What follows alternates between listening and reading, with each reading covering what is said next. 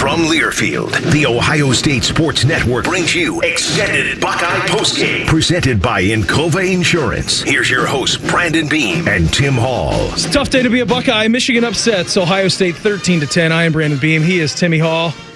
It's fourth year in a row, Tim. It's fourth year in a row. Doesn't get easier. Actually, I think this is the worst one. Like, this is the worst one. I don't understand. I don't get it. I don't understand anymore. Don't get it. Everything that was put in to this offseason, everything that happened in the transfer portal, from assembling an all-star coaching staff to getting your buddy Chip Kelly in the Woody, giving him the keys to this offense, bringing in unbelievable talent like Quinshon Judkins from Ole Miss, like Caleb Downs, who is just an incredible football player out there today. How can somebody play as incredible as Caleb Downs and you lose to a 6-5 football team on your home field, a game that you had to win, absolutely had to win?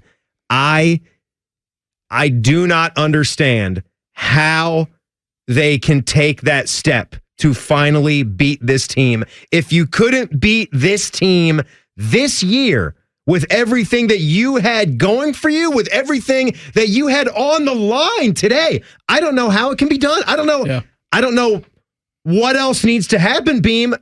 We'll talk to Michael Bennett, who's our master of disaster, in the next segment. I'm going to ask him that. I am at a loss. I don't know what you can do. You want to win the running battle, right? You want to win the run game. Last 20-some-odd years, whoever wins that wins the game. You've got to be able to run the football, but they couldn't run the football. They couldn't do it. Michigan could. But they tried. Just enough. They tried to do it, and it was like running into a brick wall. How many times was it just run on first down, run on second down, miss a play on third down and medium, 3rd and 6, 3rd and 7, whatever? And then there was at that point, don't try to go for it on third down. Pass the ball in 1st and 2nd. Seriously, just throw it. And then we're going to talk about the conditions. It was too windy to throw the ball. And Michigan was playing in windy conditions too. And they couldn't throw the ball. Throw the ball. You lost to a team that threw for 62 yards and 2 picks. Yeah. And they ran it just enough. But still, like it's hard to understand because Ohio State's defense, you feel like they did everything. They did everything to give you a chance. They came up with 2 turnovers late in the game on consecutive drives. Mm-hmm. And then both times your offense comes up empty. One of those times they turn the ball right back over and throw an interception in the red zone. Missed field goal, too. Missed field goals. Run a draw play on 3rd and 9, then you miss the field goal. Missed field goals. The 2 picks from Will today were massive. Yeah. They were just massive. And let's talk about the first one. It's early in the game, and he's shown bounce back potential all year. No more greater example than in the Penn State game, right? Down 10-0. The pick 6, 10-0. We love that about him, his moxie. He can get right back into it. But we've always wondered when one of those mistakes was going to prove really costly. And first of all, that was a bad play. You cannot throw a deep out route when you're backed up in your own end zone and you got to get the ball out fast. You need slants up the middle. You need guys, even take a shot that works more like a punt if you have to. Mm-hmm. But that deep out route, you get that pick, you give them their only touchdown. Their only touchdown of the game came off of that. Yeah, before the last drive where they got the game-winning field goal, their scoring drives were of 2 yards and 3 yards. 10 points and 5 yards. I'm stunned. Yeah. I don't know if I've ever been more stunned after a football game in the 13 years that I've been covering Ohio State football. Yeah, it's a stunner for sure. Final score today, Wolverines 13, Buckeyes 10. Coming up next, we're going to be joined by former Buckeye national champion All-American defensive lineman Michael Bennett as the Encova Insurance Buckeye Postgame Show continues on the Ohio State Sports Network from Learfield. Back here on the Postgame Show, Michigan takes down Ohio State for the 4th straight year, 13-10. We now head out to the hotline and check in with our guy. And it's unfortunate that we've had to do this so many times over the last handful of years. He is former Buckeye national champion, defensive lineman, All-American, Michael Bennett. Mike, the floor is yours. I feel like we are getting good at these conversations now. Man, I'm going to try to contain myself, keep this PG. But this hurts. This hurts, fellas. 4 in a row. You got guys who are coming through Ohio State who've never tasted the victory over Michigan. And then to top it all off, the way we keep losing to them is we lose the battle in the trenches. I'll start with I liked what the defense did. I thought the defense played their freaking hearts out. They kept us in the game multiple times. They were the shining light. It breaks my heart that they can't come away with a win. And that's not to say it was the offense or the coaching or the special teams, but Michigan came out today with the intent to establish that run. They couldn't care less about how many points they put on the board. All they wanted to do was beat us up. And they succeeded. And it's like I said, man, losing this game is bad enough. Losing like that is just disgusting. Well, and you and I were talking about it in the first half, Mike, when we were watching the game together. They made a pointed effort to do it, and Ohio State was also making the pointed effort to do it, but Michigan's defensive line said no, and Ohio State kept trying to do it offensively, and it was like banging their head into a wall. That's the tough part is, like I said, Michigan came out ready to establish a run from play one. We tried to do it in like the second quarter for some reason. I don't know. We came out slinging the ball around, moving the ball, and then we were like, you know what, maybe we should do the running thing too. And we knew that it was going to be tough for us. We knew that we were down a couple guys on the O-line, and Michigan's strength is their D-line. But like you said, then go away from it. It would be great to beat Michigan just by driving the ball down their throat. We're not built like that. That's a sad fact. We're not built like that. So maybe throw it to the incredible receivers that we have that we've been doing all season. I don't know if the wind was a factor. I don't know. You know what I mean? We've seen some bad passes out of Will that were kind of uncharacteristic. We saw our kicker shank a couple. I don't know if that was wind. I have no idea why we started getting away from throwing the ball. Michael Bennett is with us here following the Buckeyes' shocking loss at home to Michigan 13-10.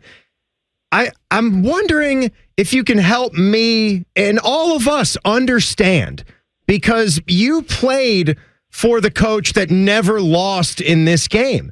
And I know you haven't played for this coaching staff, but just from watching it, Ryan Day had never lost to an unranked team until today. He can coach, but for some reason in some of these bigger games, it gets a little different. I just don't understand everything that went into this offseason and the team that was put together to be 10-1 and hosting your rival. They sound like they're always saying and doing the right things, Michael. I don't know where the disconnect is. Do you? I have no idea. It depends. I think you have to look at, I don't know. I know how Urban coached us. I know what kind of mentality he instilled in us. And it wasn't always your star citizen mentality. And Ryan Day, I think he coaches up some really good dudes. I think he prepares them for the NFL. He prepares them for life after football. Urban prepared us just for greatness, just to be great at football. I won't say that. I won't actually pigeonhole Urban like that. He did prepare us in other ways, but the emphasis on losing the game, it wasn't, oh, you'll live to play another down. It wasn't, we'll get him again. It was hell in your mind if you didn't win this game. And if you didn't win any of the big games, he made it so it was absolutely not an option to not win. And I'll tell you, I don't have many complaints about what I saw from the players. I thought they played with fire. They played the kind of football that I've been begging to see. I'll chalk it up to, some play calling and then our offensive line not being what it has been in the past. He is Michael Bennett with us here on the post-game show. Buckeyes go down 13-10 to the Wolverines of Michigan. And you have to look at this, Mike, because usually in these matchup games, and especially in the Michigan game, it's going to come over to turnovers and penalties. Michigan actually tied the turnover battle. It was 2-2.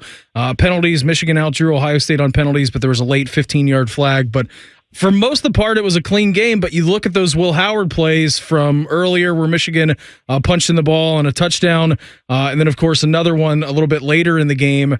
But he's been really good at bouncing back, but unfortunately today it wasn't in the cards. Yeah, I mean, we've seen it consistently from him. He's good for one or two just pretty bad plays a game.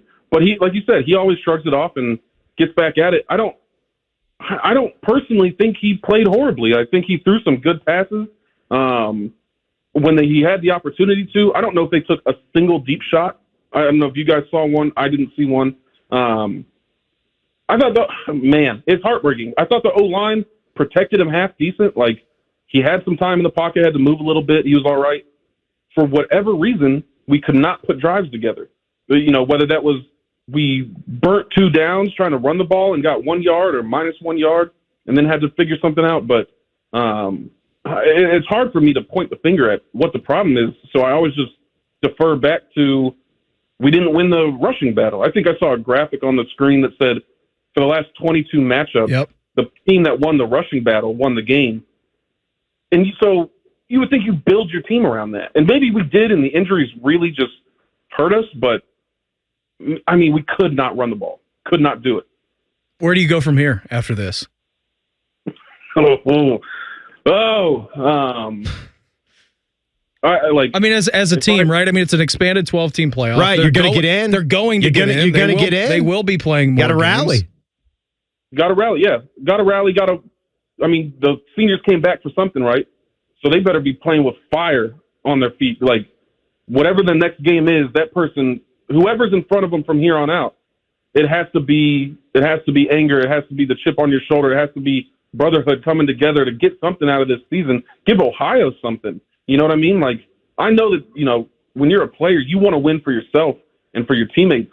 But at Ohio State, the amount that the city supports you, like, I know when we lost, it felt like we let the city down. And I would be surprised if the guys didn't feel that way in some capacity, because a lot of people in Ohio really do put, you know, their mental well-being on the Buckeyes' shoulders. And that's for right or wrong, whatever. But as you get older, you learn to accept that. So I hope they can win something for each other. I hope they can win something for Ohio. But, yeah, the last thing you do is start getting selfish and saying, oh, well, let me protect my man, I'm getting worked up. But you got to win out. I hear you. You know, you got a lot of guys who are going to be leaving to the pros, so maybe they make some business decisions.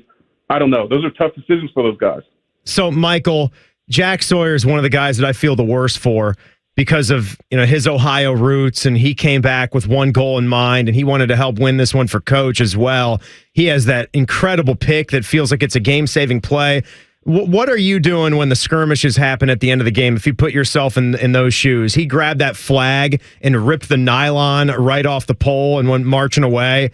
Are you just heading to the locker room? Are you staying out of that? What do you do when the thing is done? Yeah, man, Jack Sawyer can drink free if I'm at the bar with him for the rest of his life for ripping that flag out of their hands. I mean, I can't imagine them playing that flag in midfield. That's unacceptable.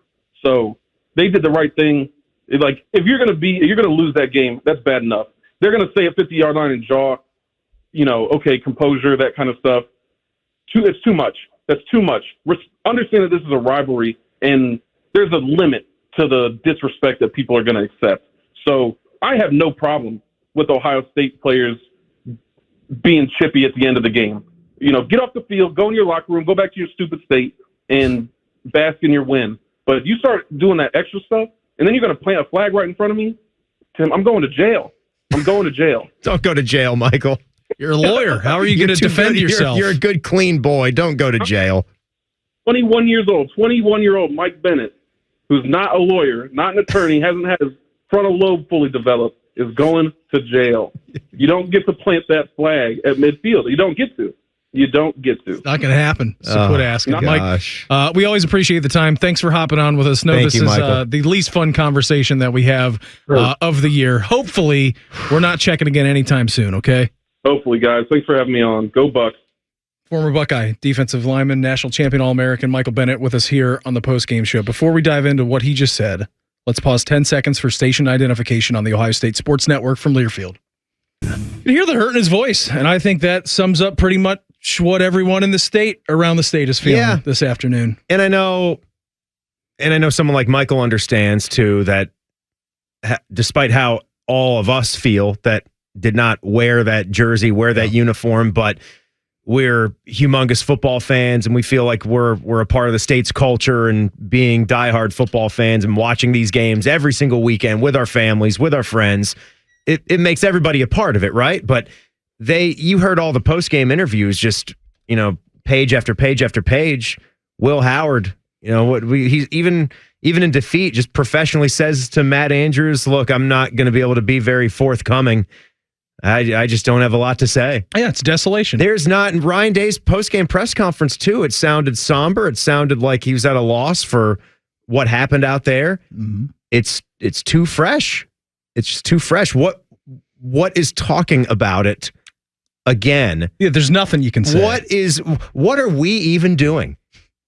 You know what I mean? Right.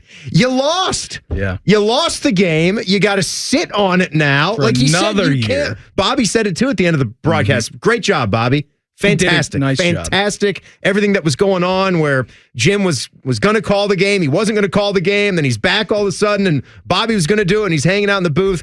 I thought he did a fantastic job and a tremendous insight all game. And he said it there too. The toughest thing is you can't make good on this. That's the toughest part about it. You cannot just wake up the next day and try to get it back. No, because it's 364 more days away. It's gone. You can't do it. Again, the final score today, Michigan takes down Ohio State 13-10. Coming up next, we're going to check your scoreboard from across the country as the Encova Insurance Buckeye Postgame Show continues on the Ohio State Sports Network from Learfield.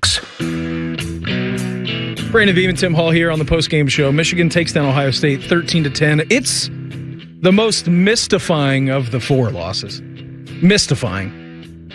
All right, we're in agreement, aren't we? Yeah. This is by far the roughest because I had been thinking back on a couple of the past ones too. Mm-hmm. And I wanted to start with the home game in 2022 because you're 11-0 that year, right? And that's also when it's rough. When you've lost a couple already, you had that pandemic game that was still kind of fresh that you knew I don't want to say that anymore. I don't want to simply say you knew and you felt like you were going to win. We say that a lot, don't we? About that 2020 game. Yeah. What do we say about that now? We're saying those same things for this game. There was no way we could lose this game. A 3-touchdown favorite. 3-touchdown favorite, 10-1, have to win it. You're at home. They're a 6-5 win team. They just lost to Indiana. They don't have a quarterback. They can't throw at all. They can't throw. 2 picks. Their wide receiver trio, okay? And this again, if Michigan guys are driving back and hearing this, I don't know if they're playing it on their bus or whatever, but you have Morris, Morgan, and Moore, the triple M's right there, with Colston Loveland being out. Yep. Those guys had 453 receiving yards combined going into game 12. Carnell Tate has a lot more than that on his own. Your third receiver, who is awesome, by the way, and showed you a little bit of that out there today. They rival the service academies for the least yards by wide receivers for teams in the country. It's insane. Yeah. It's completely insane. Yeah. And they came in here with one goal, with one thing in mind, to muddy the waters in this game. Oh, they did to keep it close, to put the pressure on the Buckeyes, to let you run into the teeth of that defense where they got a Outland Trophy finalist right up the middle there. Why are you drawing up runs towards the middle of the Why are you going to Mason Graham? Don't run at him. I don't know. I don't know. It was mystifying. So 2022, that was when they just hit you for big play after big play after big play. Chunk plays. And CJ Stroud, I think, threw for 350 yards in that one. And then in 2023... Couldn't get the ball back. They killed off the game. Yeah, that was with the long... And hey, Michigan had one of those. Mm-hmm. In a 13-10 game. They actually had a couple, but one of them was intercepted by Jack Sawyer at the goal line. Right. Because that was a long drive as well. They basically had like the 2 long drives. They had one in the beginning of the game that ended with a 4th down stop and Caleb Downs making a heck of a play. Yeah. And Tyleek Williams cleaning it up to make sure that he was short of the line to gain, and he was.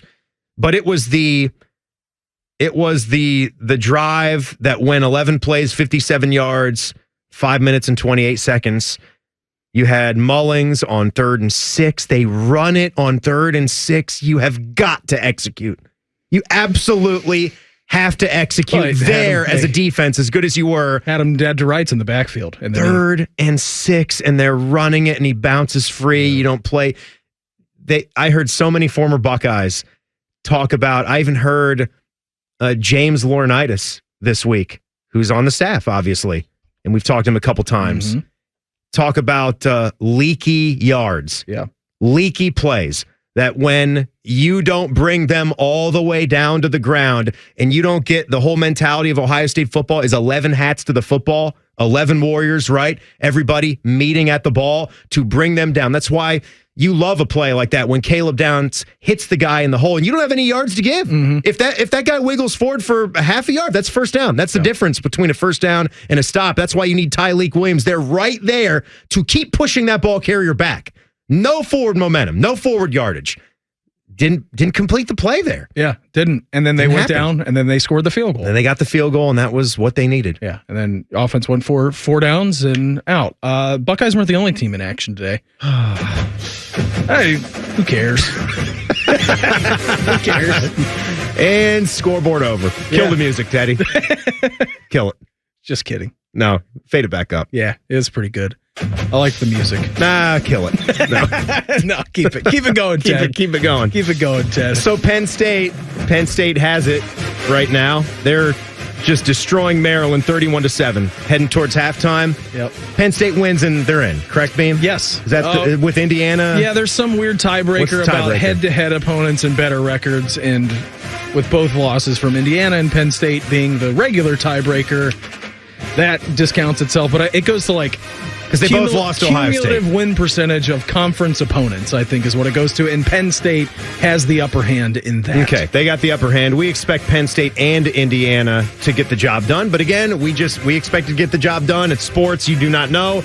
Indiana is number 10 in the country. They're going to host Purdue, who is 1-10 at 7 o'clock tonight. But Penn State is rolling over Maryland right now. How about the Notre Dame USC game? That one's knotted up, 14-14 at the half. Yeah, been a fun game so far. I've had this on the TV screen in the studio. And how about Notre Dame on their one of their touchdown drives ran a fake punt on a 4th and 9 from about their own 25 or 30 yard line. That's something. It was a beautiful play, too, because there was a couple of flips in there. That's a decision. They rolled everybody out to the right. Gunner is over there to the left, and he was wide open. But, yeah, good game going on right now in Los Angeles. 14-14 at half between Notre Dame and USC, who is obviously a member of the Big Ten right now. So that's a game that's going on as well. How about down in Alabama? You got the Iron Bowl going on. Number 13, Alabama leads Auburn, closing in on halftime in that one, 14-3. SMU, number 9 in the country. They're going to be heading to the Big 12 championship game if they can. Not the Big 12, ACC. They're in the ACC. I know it's weird. They're playing Cal. They're playing California. Myself. It's SMU in California. It makes no sense that that's the ACC. 21-0. Ponies, no problem so far. And then Miami is leading Syracuse at halftime. If Miami goes on to beat Syracuse, they will also be the other half of that ACC championship game. That one is 21-14 Canes at the half. In the crazy Big 12, I was just excited to see a little more chaos with that conference. But number 16, Arizona State, they're the top in the Big 12 right now. Position-wise, they're 9-2. It looks like they're going to be 10-2. They are up on Arizona on the road, 35-0 as that one heads towards halftime. So no issues. Also at the half, Missouri and Arkansas tied up at 7. Let's go to a final here. This one, a lot of eyes are on the Tennessee Vols. Anybody that's in the picture right now and the 2 loss teams in the SEC, what would happen if you take a loss? You're on the road at Vandy, but the Vols stretching their legs in the end. Nico, play fake, guns it, touchdown, Tennessee. What a strike. And that was complete to Mike Matthews, the freshman, on a post pattern. That one right there made it 31-17. Bob Kessling from Learfield on the call. And Tennessee would wind up beating Vanderbilt 36-23 to get to 10-2. Also, you've got South Carolina, who knocked off Clemson 17-14. Crazy.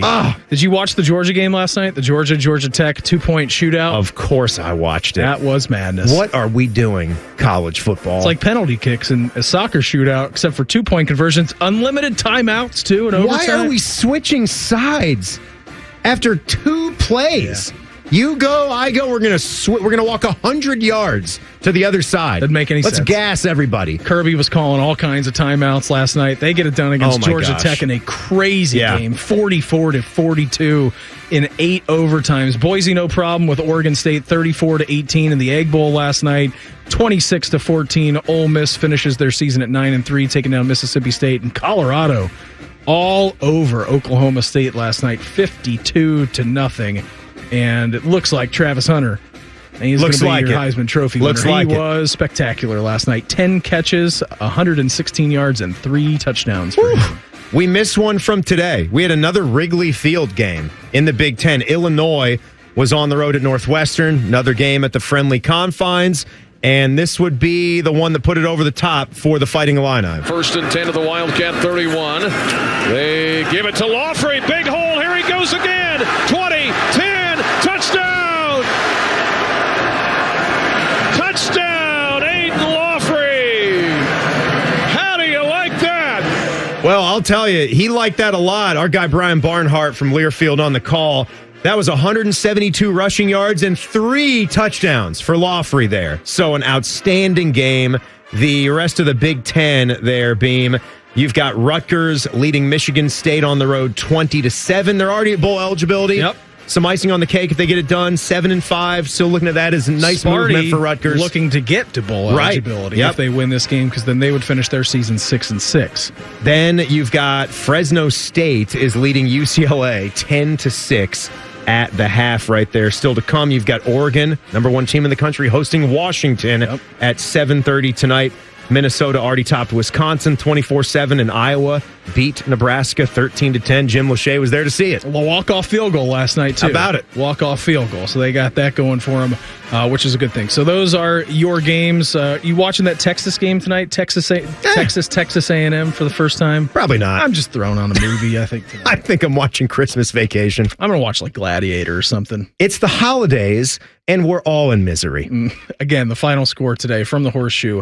Michigan takes down Ohio State 13-10. Coming up next, we're going to hear from head coach Ryan Day as the Encova Insurance Buckeye postgame show continues on the Ohio State Sports Network from Learfield. Buckeyes fall to Michigan today 13-10. That's all I got to say about that, really. And? Yeah, 1 for 3 on field goals today. Running into the teeth of a defense. Couldn't get synchronized on offense. Honestly, defense, I thought, played their tails off. I mean, you allowed that team to 13 points. Got to score more points than that. Just flat, plain and simple. Do the math. You make the field goals. Okay, cool. That's good. That would be 16-13. I don't know how that end of game sequence would have looked if you made your field goals. I know it was windy out, but their kicker didn't seem to have a problem making it. So you lost the game. What about Jack Sawyer's interception? It was incredible. At that time. It was incredible. What about that play? Yeah. Or Caleb's. But Sawyer's interception, I mean, was a game-saving play at the time. Mm-hmm. At that time. Unbelievable play recognition. He knew it. I believe the film study there flashed. He said, I know exactly what's going to happen. Yes. Tight end's running behind me. They're going to try to throw to him. And he was wide open. Yes. Wide open. Wide open. And Jack had an absolute great play. He backpedaled. He had a great day. A good day. He did. And you think about the next couple of plays, you actually had Travion get you a few yards on the first down rush. You knew you were going to run it on first down. Mm-hmm. Everyone in the stadium knew that you were going to run it on first down. Right. So he got you 5 yards. Then Carnell Tate. Yeah, that's tough. That was the play.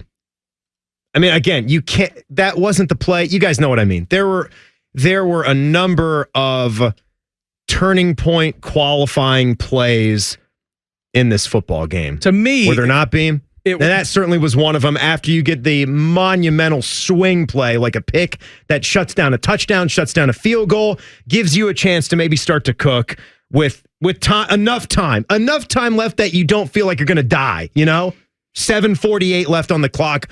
Okay, breathe, tie game, zero the planes. We can do this. We had Carnell Tate. He gets that thing out, past the 25 or 30, and we're cooking. 1st and 10. Let's go quick. To me, it was the first interception where They throw that ball. You get the ball back. You think, okay, now here it is. Like, this is going to be a point in the game where you're going to go. And then, Tim, you run three plays. So third quarter. Third quarter, you run 3 plays where it's a Quinshawn run for no game. Will Howard incomplete pass to G, where they ran the same play against Penn State and it worked perfectly. Michigan defense had it doctored up. They knew it was coming. And then you ran a draw play on 3rd and 10 and then missed the field goal. Beam, that's the one. Yeah, that's the one. I think that I had even typed that one out already. That is the one. That symbolizes the loss today for me. A draw play on 3rd and 10 in the red zone. I mean, you hear a lot of after the Caleb interception. You will hear a lot of offensive minds. You'll hear Peyton Manning talk about it on his Manning cast weekly, right? When you are smushed in there inside the 3 or 5 yard line and there's not a lot of room to operate in that end zone, it compresses the field. Yeah. That's natural, right? That's a thing. You don't have a lot of green grass for your receivers to go out there and make guys and shake defenders. You're on the 16-yard line. You've got to play to try and score. Yeah. And they got a little hesitant on the mistakes that Will Howard had already made. But if they got timid, if we're banking on this guy that has the bounce back ability, then you've got to give him that chance again to bounce back. The game's not done there. I was stunned at that concession. Yeah. I mean, they're saying we believe in our defense. We have to take points here. But I'm rolling the dice. I'm rolling the dice on some outstanding receivers. JJ. He's getting interfered with the whole game. Yes, Michael asked that question in the interview, right? Did they take any deep shots? And we both kind of stammered a bit trying to think. They had some shots in the end zone to Jeremiah Smith. If this was the NFL, you'd have the ball at the 1 yard line with those plays. So it did happen a couple of times. I could not believe that he just ran the ball right up the middle right there. But let's hear a couple from Coach Ryan Day. This was with Paul and Jim talking about the wind and the passing game. Yeah, it was strong down there. It was swirling in the stadium, and so they were pretty soft in their coverage, and so it was a little bit more difficult to push the ball down the field. And ball was floating a little bit, as you could see. And so that's why we had to be able to run the ball, and certainly really struggled, especially inside the tackles. Will actually did a pretty decent job throwing it for upwards of 175 yards in those conditions and finding some plays, and the touchdown pass to Jeremiah. Day on the running game not working. Yeah, well, I think we struggled to run the ball in this game. We know we've talked about this many times. We have to run the ball, especially in this game. It was a little windy out, and in order to win the game, you got to be able to run it. We weren't able to do that. We tried a couple different schemes, couldn't quite get into a rhythm on that. And that ultimately, along with the turnovers and the missed field goals, was the difference in the game. Yeah, it absolutely was. And both teams played in the wind. It was windy for both teams out there today at the Horseshoe. Again, the final score 13-10. Michigan takes down Ohio State. Coming up next, we're going to wrap things up, hand out some Buckeye leaves as the Encova Insurance Buckeye Postgame Show continues on the Ohio State Sports Network from Learfield. Buckeyes fall to Michigan today 13-10. They finished their season 10-2. What lies next for them? I have no clue. Phantom Altet and I were talking here. Our great producer over there before they came on, what's the situation moving forward? Will they play a home game? Will they play a road game? I have no clue what to expect. No idea. I don't either. No. College football is it's too nutty right now. It doesn't even feel good to think about that. No. We're just sitting here at 5:30, decompressing over the 4th straight loss. Or compressing. Yeah. Deflating. Mm-hmm. Kind of the way you do after you've had too much Thanksgiving food and the air just leaks out of you. Or watching the Bears. Different ways. Yeah, or watching Matt Eberflus try to coach. Mm-hmm. How's he doing? Not good. Thanks for asking. I thought he handled it the right way, though. Yeah, good job at the end of the game. What we did there. The whole family was over. What's wrong with him? The Bears are going to win. And I said, I've seen this story a few times. Don't worry about it. We've seen these movies. Yeah. That's what you felt it. Beam, you felt this. You felt this late third quarter. I can't even think about the playoffs right now. And we'll get there. I mean, we did it a couple of years ago. We got ourselves there mentally. We will do it again, but I can't. I'm not even down that road. I'm already mentally preparing for the road game in Ann Arbor next year. Yeah. And how I'm just going to take a sit in the corner approach and just breathe and see what happens. No big boisterous predictions from me anymore. Not calling for the 3 or 4 touchdown Buckeye wins. No. Like it's an Al Davis game every year. It's an Al Davis game. Just win. Just go out there and prove to us, prove to yourselves that you can hit that right combination of buttons. I don't know really, because and talking to my buddy Dane Sanzenbacher, right? He was lucky to win this game, and it's not just him; it's his team. 4-0, 4 pairs of gold pants. That's a special thing. There's some guys recently here that haven't been able to do that, and that's made for an especially weird thing, a weird switch in this town where you've now got young men leaving that have not been able to enjoy victory against Michigan, and they'll never know what that's like for a whole career. For the rest of their lives. Yeah. They'll never know what that's like. Eligibility is out. They won't know. That's a tough thing. That is a really, really tough thing. And Dane was one of those guys that talked a lot about, like, the game is the game. Like, you have got to, and Urban had a comment too, even for as much as Michael Bennett said about Urban and the way that he'd get you ready for that game, he said something this week about how you have to have it focused on the field of play where you can't let any of that emotion get triggered after the play to where you're going to take a swing at somebody. Didn't really see that today. Jeremiah Smith on the sideline. There was one little skirmish. A little fracas. Had the assistant coach from Michigan that was in there kind of shoving him off him, and that gets on you. It was mainly the after the game stuff with the flag planting where it all boiled over. But I don't know. That's the hard thing about this. They care. They care an awful lot. They do. And that's a hard pill to swallow. 0-4. Yeah. That's tough. They didn't win the running game. They just couldn't run the ball. Do you give them some allowance for not having the offensive lineman healthy? Not immediately. No. Yeah. I mean, Michigan had their issues. You had a center that started every game for you last year. Yeah. That was ready to come in and back your guy Had some up. issues with the snaps today a little bit. He snapped one into his butt. He did, and then he delivered a couple of low ones. Yeah. As long with the one he snapped off of his butt. All right, let's do some Buckeye leaves. It's time to hand out some Buckeye leaves. Caleb Downs. No, we can talk about this loss, and we will continue to do that. But Caleb Downs was incredible today. He was all over the place, making plays. 11 tackles for him. Had the interception, the goal line stand. He was a rocket ship. Downs, Simon, Ransom, Reese, Tyleek, Sonny, K-Mac with a couple of big plays in there. Sawyer for sure. Sawyer for sure. Jeremiah Smith had the touchdown. Travion Henderson, nice catch out of the backfield. I mean, running game wasn't really there at all. Quinshawn had the one long run today. That's about it. There you go. That's about it. You can kill the music, Ted. I don't know when we're going to play again. Don't know. It's going to be either the 20th or the 21st of December. A little thing called You'll See. Yeah. Stinks that they're not going to Indy. It's been a long time. It's been a long time. You had it. It was right there. It was right there. It was right in front of you. Couldn't make it happen. 10-2 season for the Buckeyes, folks. 10. Had so much fun with you today. What do you say we do this sometime in the future that we don't know about? We'll be seeing you, Beam. We'll be seeing you. The executive producer of Ohio State Radio Sports is Skip Mossick. On behalf of our studio producer, Panama Teddy Holbrook, and for Timmy Hall, I'm Brandon Beam, inviting you to join us Monday night at 6 for Buckeye Roundtable, presented by Burger King.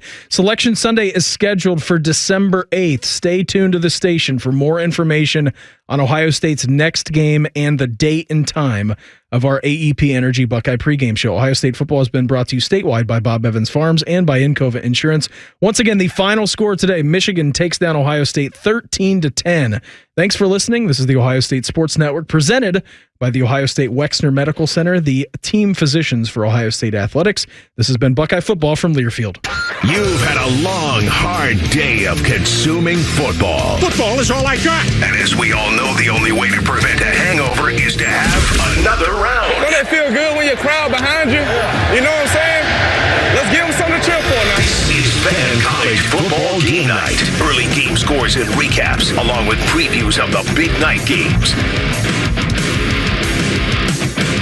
July 9th of 1990, I was born a boy. Since then, I've become a man. And in those, 34 years, I have not seen an Ohio State loss that hurt quite this much. Please, if you'd take a second just to have a seat on our couch, we'll be your therapists for the evening.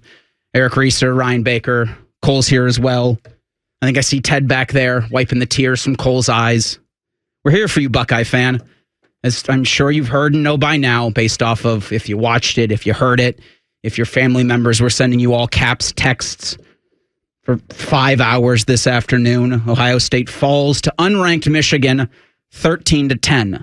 The second-ranked Buckeyes now have 2 losses on the season, and while it does feel like the sky is falling, and this does hurt, all is not lost, Ryan Baker. It might feel like it, but I am going to be here to try to paint this turd gold, because what else would you like us to do? I know the one thing people are probably saying to themselves in the car, but I have some bad news on that front if that's where you'd like to go.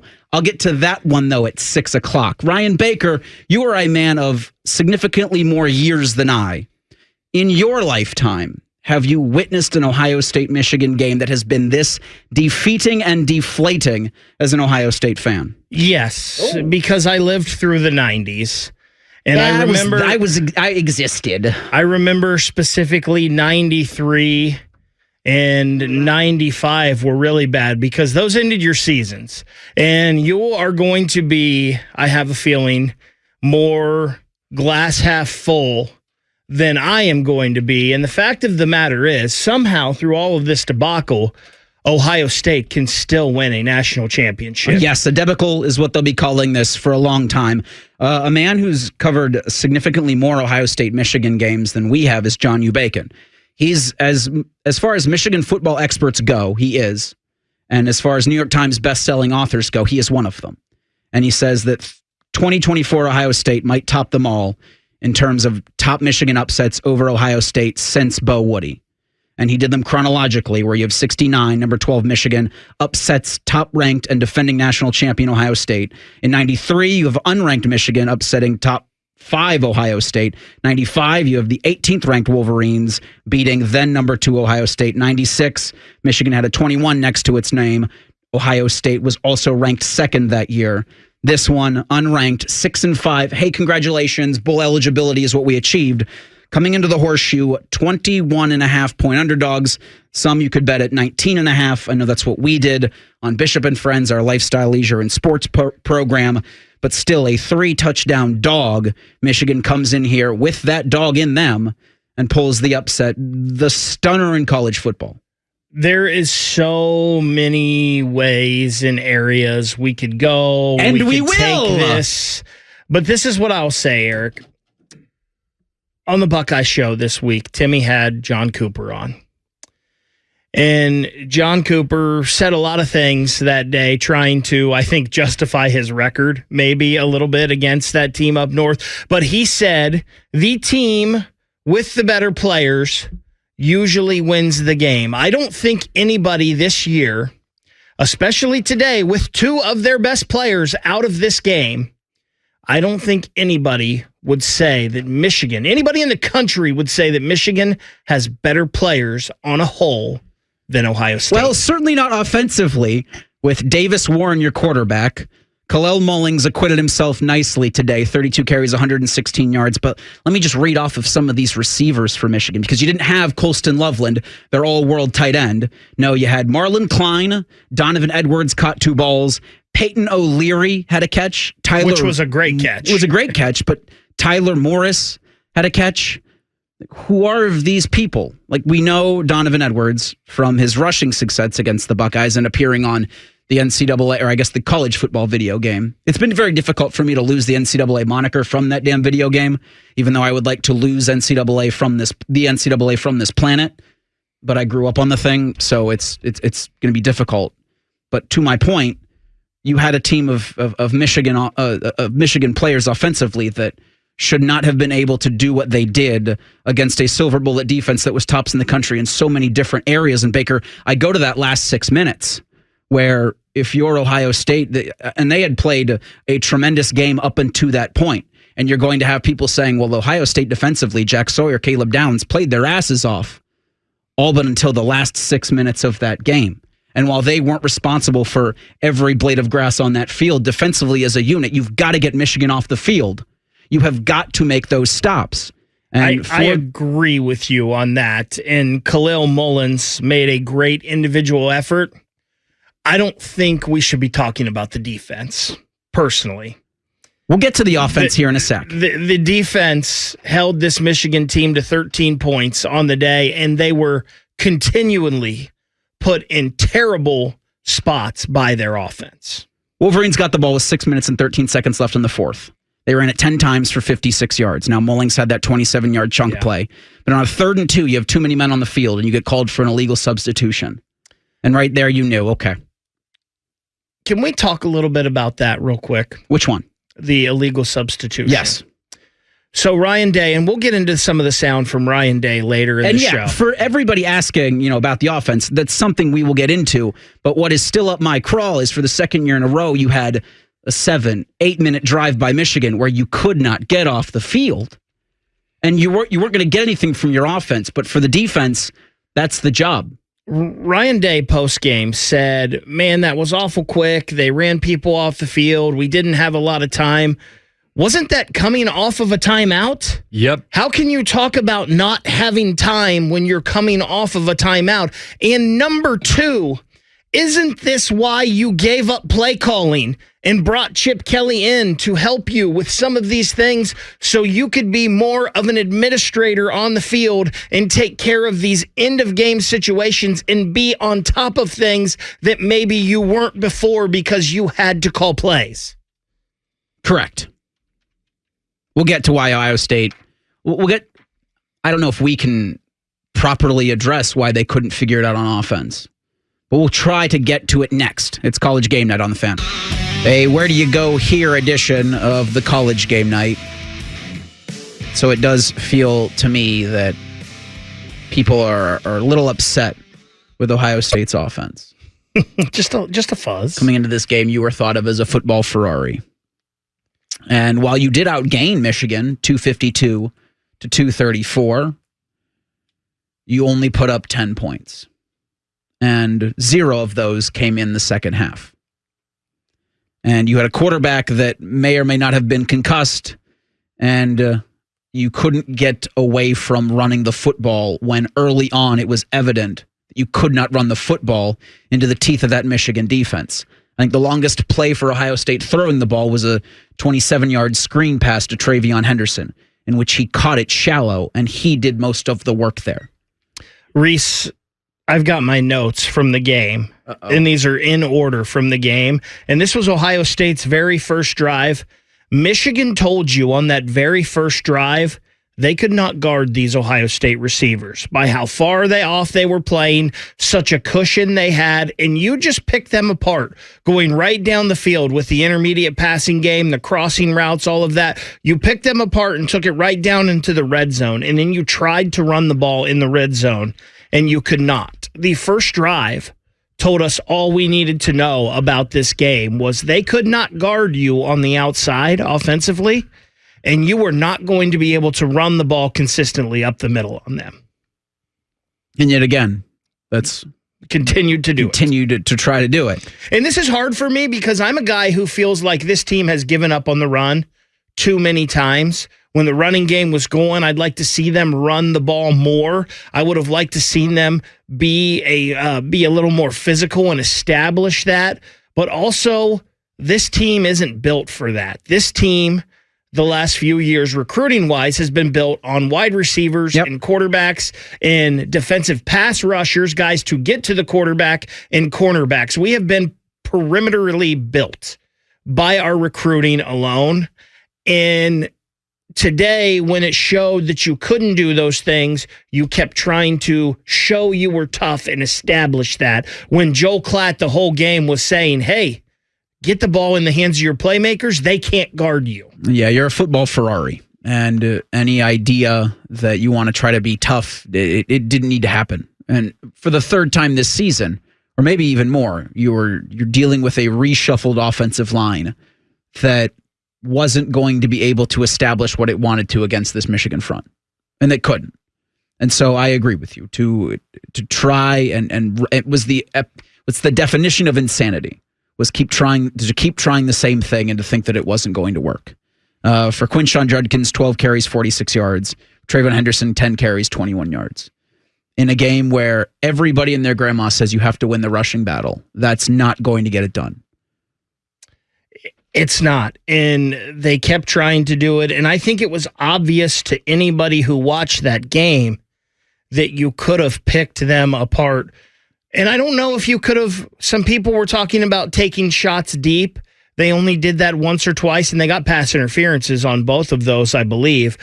But the intermediate game was there. Yeah. Take what the defense is giving you. Now, I know that makes it harder when you get in the red zone, maybe, but that's when you take your shot and throw it up to Jeremiah or Mecca, and you can say, hey, our guys are better one-on-one.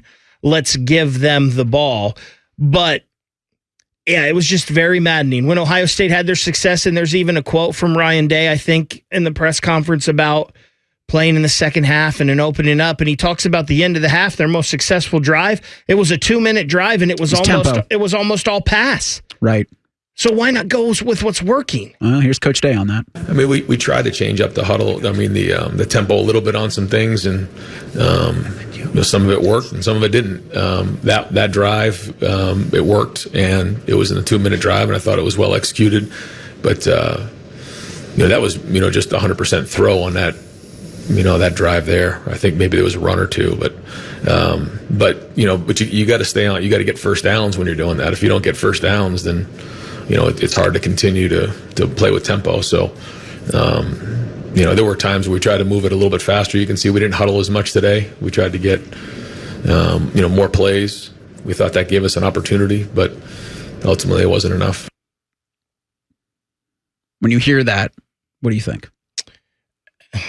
I don't know. It just sounds like coach speak and excuses. And I mean, it almost sounds like we came in and we thought we were going to do this. We said we could do this, so we're going to do it regardless. And sometimes you get into a game and you realize, hey, this isn't going to work, but this is. And this team has been great all year at second half adjustments. Yep. And it just seems like at least offensively, there were none today.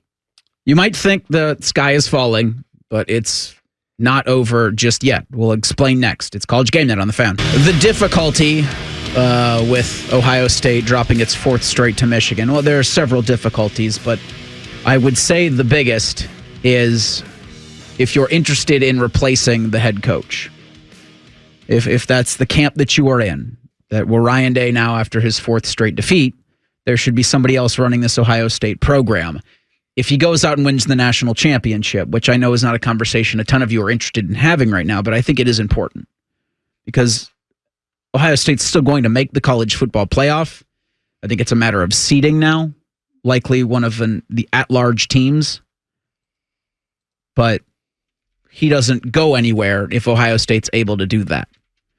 Now, if what you saw today was how they play in the college football playoff, it'll be a quick trip.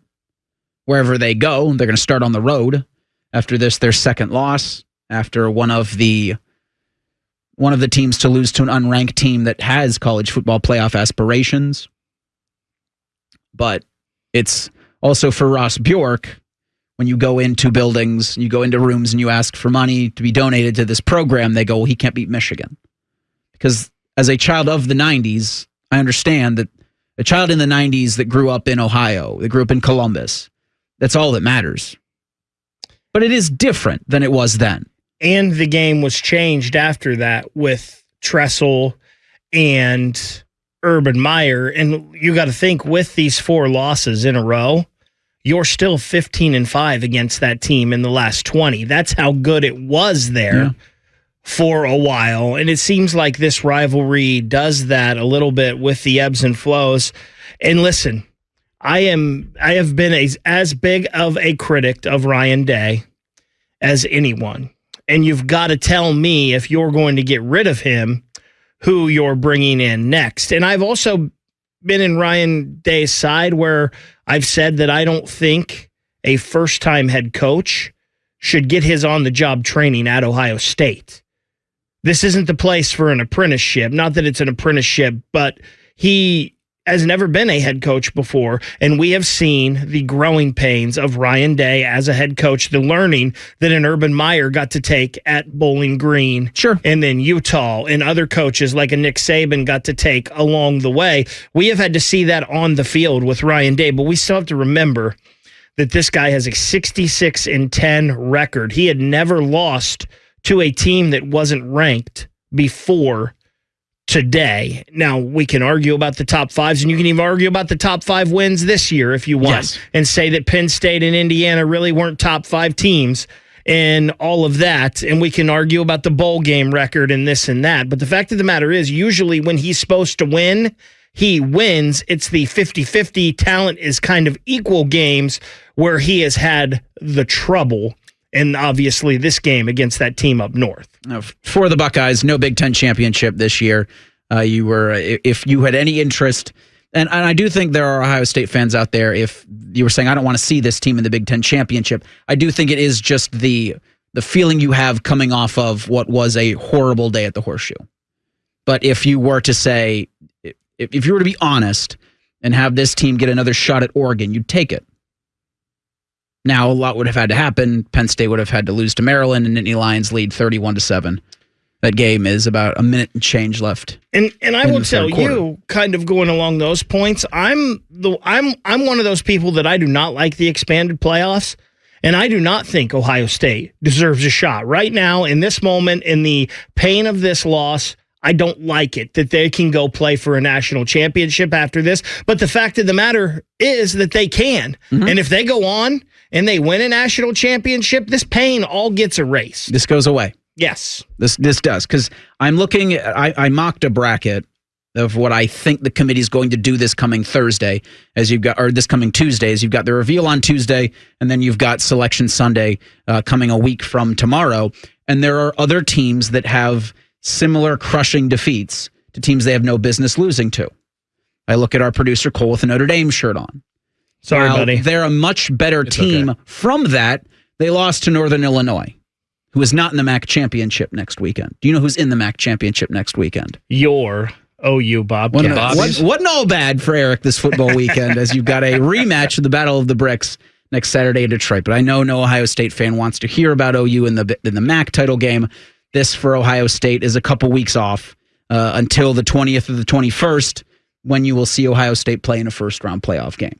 And so I think there is a lot that can happen, obviously, between now and then. I do think the idea that they were able to cobble together $20 million for this roster, and that $20 million gets them 10-2. Doesn't get them any more success against Michigan, the worst Michigan team in a while. In a couple years, and you're not able to get another shot at the Big Ten championship.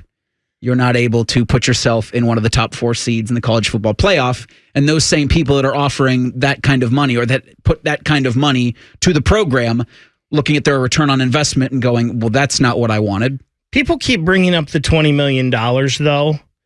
It's important, Baker. Does it matter, yes. though? Like, what are other, like, we don't know what LSU paid for their roster, or Alabama or Georgia. Nobody's talking about that, so we don't know. I'm guessing that $20 million probably isn't that crazy compared to other people in the country. The fact of the matter is, and it wasn't us, and it wasn't people that covered this team, it was you guys that were telling us, people associated with your program kept telling us this is the best roster in the country. You guys told us Urban it was and Jim national championship or bust. Not just other people, you the players. You all told us that. You all said you came back for this game.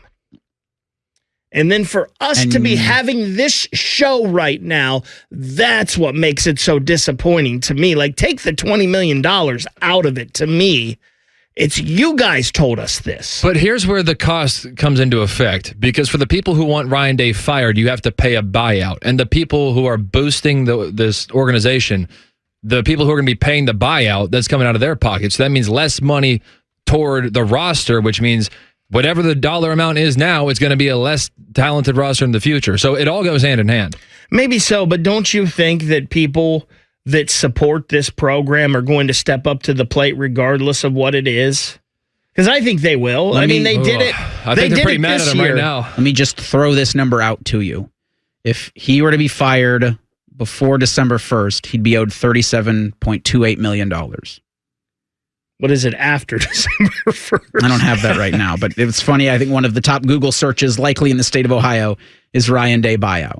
So fire him Tuesday. So you follow him December 2nd. So that the buyout again after that probably does go down, but that's a lot of money for whom to cut. And that's the check. Whom's cutting that? Listen, if you're going to talk about firing this coach, you have to tell me who is next, because there's only a handful of guys that it could be that are going to be better than this. One of them was on your field today. I don't know if that's happening, but that's one that I would tell you, okay, let's do it for. Can I interest you in a tough football guy, Chuck Cecil, who is a defensive assistant with Arizona? And so before their game against Arizona State, he was seen headbutting his players, and then the Fox cameras caught him with blood running down his forehead. Now, again, it's just a defensive assistant with Arizona, but the Wildcats are trailing Arizona State 35-7. But he's a tough guy. Are you saying he would have been in there fighting for the flag after the game? Likely fighting for the flag. For us? And if he's fighting for that flag and the police are pepper spraying him, maybe he's such a football tough guy that the pepper spray does not affect him. I found a little bit of that performative. As someone who's been pepper sprayed in their life, I don't think it matters how tough you are. You're not getting through that. Well, maybe you just need to be tougher then. I mean, I don't know. It's pretty tough to be tough when you can't see. Also, if you're thinking maybe Gus Malzahn from Central Florida, well, he's the new offensive coordinator at Florida State. So I agree with you in that if you do part ways with Day, and I'm not saying that won't happen, I just find it less and less likely, especially as we get closer, or as we get further away from today, and as we get closer and closer to the college football playoff. Because I do think this team on an indoor track that would not try to run the ball into a teeth of a defense, because you might learn a thing or two from today, would have more success against, say, a first-round opponent in SMU. Right? Because there's still wins against Penn State for this Ohio State team. There's still wins against Indiana. Both of those teams I still think are college football playoff worthy. Now, are they national championship worthy? No, probably not. Same with this Ohio State team. But as long as you're in the mix, I think you can ease a lot of the pain from today for that. If it happens, I do think you need to go on a national search. I have always been in the camp of the national search is the right way to go if you're looking to fill a vacancy. But in the instance with Day and the transfer from Urban, you weren't going to not listen to Urban at the time in which you did. He said, this has got to be the guy. If all that's been reported is the truth, and when Urban was going to step away, he wanted Day to be the guy, you're not saying no at that point. Just like I don't think you're saying no if, in fact, Ohio State's able to summit the college football mountaintop. I think that's an interesting... Deserving? I think maybe, it's interesting. Maybe not. And I wonder if it would have been any different if you had a different athletic director at the time. I don't know how that would have went. Gosh, it's such an interesting question, and the question of who you would get if you get rid of this coach is a fascinating one, because a lot of the people's names that are brought up, I'm not sure they're better. than him, and I'm not sure they're willing to come here. I know it's not on the staff.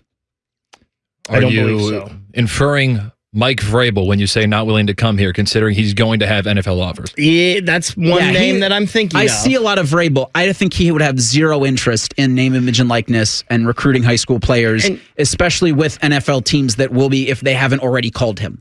And you hear a lot of people say he does not want to deal with that in the college. People close to him say he's not interested in that. Now, would the allure of coming back and leading his alma mater overcome that? I don't know. I don't think it would.